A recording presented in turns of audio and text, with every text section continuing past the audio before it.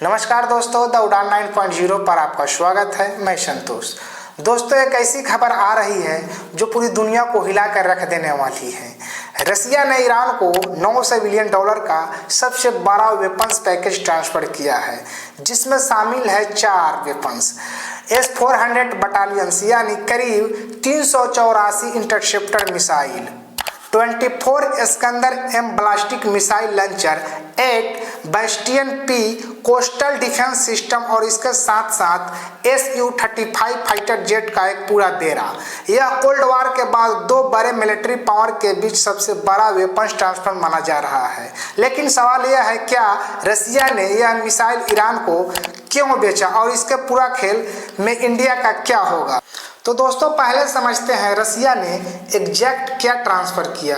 पहला S-400 Triumph air defence system, 4 complete battalions, 32 launchers, 384 missile.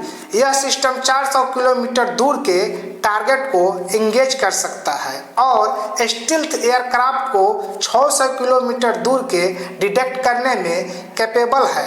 NATO ने पिछले 1 दशक से इस सिस्टम को काउंटर करने की कोशिश की है। और दूसरा है Iskander M tactical ballistic missile, 24 launchers, 96 missile, range है 500 किलोमीटर और एक्यूरेसी मात्र 5 मीटर है। यह मिसाइल एक्वासी बैलिस्टिक फाइटर पथ लेती है, जिससे आज तक किसी अमेरिकन डिफेंसिव सिस्टम ने ऑपरेशनल टेस्टिंग में इंटरसेप्ट नहीं किया है। और तीसरा है bastion P coastal defence system, 8 launchers, 64 P-800 onyx anti-ship missile. ये मिसाइल मच 2.5 की स्पीड से सी स्कैमिंग अल्टीट्यूड पर ट्रेवल करती है, यानी सीधा अमेरिका एयरक्राफ्ट कैरियर के लिए खतरा मंडरा रहा है। चौथा है नेबो-M रडार कम्प्लेक्स। यह रडार सभी वेपन्स को एक नेटवर्क में जोड़ता है और स्टील्थ एयरक्राफ्ट को 600 किलोमीटर दूर से देख सकता है। और पांचवा वार्बा मैनपैड्स, जो दिसंबर 2024 में साइन हुई। 495 मिलियन यूरो की डील के तहत 500 लॉन्चर्स और 2500 missile low altitude targets, helicopters, drone, cruise missile को टारगेट करने के लिए है। और छठा रहा सुखोई 35 फाइटर जेट, 48 एयरक्राफ्ट का कॉन्ट्रैक्ट डिलीवरी 2026 से 2028 के बीच। साथ ही जनवरी 2026 में 6 Mi-28 अटैक हेलीकॉप्टर भी पहुंचा चुके हैं तेहरान। इस पूरी स्टोरी को समझने के लिए हमें जाना होगा जून 2025 में। IAEA ने 12 जून 2025 को डिक्लेयर किया कि ईरान अपनी न्यूक्लियर कमिटमेंट्स वायलेट कर रहा है। अगले ही दिन इजराइल ने ऑपरेशन राइजिंग लाइन लॉन्च किया और 12 दिनों की इस वार में इजरायली और अमेरिकन एयरक्राफ्ट ने ईरान के मिलिट्री और न्यूक्लियर साइट पर देवस्टेटिंग स्ट्राइक किए। ईरान के खुद के एयर डिफेंस सिस्टम, जो घरेलू प्रोडक्शन पर डिपेंड करते थे, कम्प्लीटली फेल हो गए। ईरान को अब एहसास हुआ कि उसे एडवांस फॉरेन वेपन की ज़रूरत है। इसी वैक्यूम को फिल करने के लिए रसिया आगे आया। क्योंकि ईरान ने रसिया को यूक्रेन वार में हजारों शहीद ड्रोन और फतेह 360 बैलिस्टिक मिसाइल दिए थे। यह एक क्विड प्रो क्वो था, तुमने हमें हेल्प किया, हम तुम्हें हेल्प करेंगे। इसके अलावा सितंबर 2025 में यूएन आर्म्स एम्बार्गो फिर से रीस्टोर हो गया था, लेकिन रसिया और चाइना ने इसकी परवाह नहीं की। अब सबसे इम्पोर्टेंट सवाल यह है, क्या रसिया का यह वेपन्स ईरान को एक्चुअली बचा पाएगा या नहीं? जवाब है पार्टियरली, लेकिन कंप्लीट नहीं।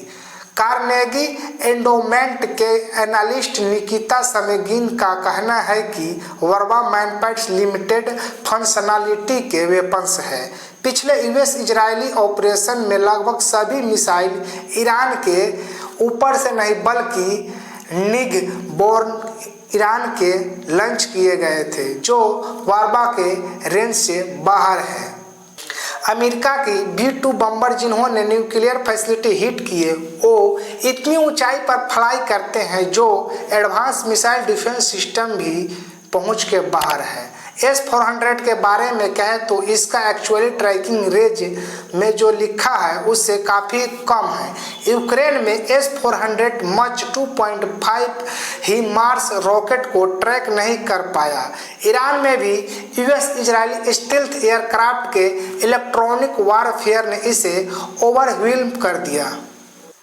सिप्री के रिसर्च का कहना है कि इम्पोर्टेंट वेपन ईरान की मदद तो करेंगे लेकिन करेंट पावर बैलेंस को सिग्निफिकेंट अलर्ट नहीं कर सकते हैं, कम से कम शॉर्ट टर्म में। लेकिन लॉन्ग टर्म में अगर सुखोई Z-35 और इस्कंदर मिसाइल फ्लाई ऑपरेशनल हो जाए तो यह इक्वेशन बदल सकती है। वेपन्स के अलावा रसिया एक और बड़ी मदद दे रहा है, इंटेलिजेंस। अल जजीरा के रिपोर्ट के अनुसार रसिया ईरान को सैटेलाइट डाटा और इंटेलिजेंस दे रहा है कि US वारशिप और एयरक्राफ्ट कहां हैं। लेफ्टिनेंट जनरल रेमानको ने कंफर्म किया है कि रसिया इंटेलिजेंस डाटा एक्सपर्ट और कंपोनेंट्स प्रोवाइड कर रहा है। इसका मतलब यह है कि ईरान को अब रसिया सैटेलाइट की आइज मिल रही है जो उसके ड्रोन और मिसाइल की टारगेटिंग एक्यूरेसी को इम्प्रूव करती है। डोनाल्ड ट्रंप ने खुद फॉक्स न्यूज को कहा है कि Russia might be help them a bit. Iran के फॉरेन मिनिस्टर कहा है कि रसिया का कोऑपरेशन गुड है। लेकिन एक इम्पोर्टेंट बात यह है, क्या रसिया और ईरान के बीच कोई म्यूचुअल डिफेंस क्लॉज नहीं है। रसिया डायरेक्टली इस कॉन्फ्लिक्ट में इंटरवेन नहीं कर रहा है। अगर यह वीडियो आपको अच्छा लगे तो एक लाइक करें, द उड़ान 9 चैनल को सब्सक्राइब करें। तब तक के लिए मैं संतोष, जय हिंद।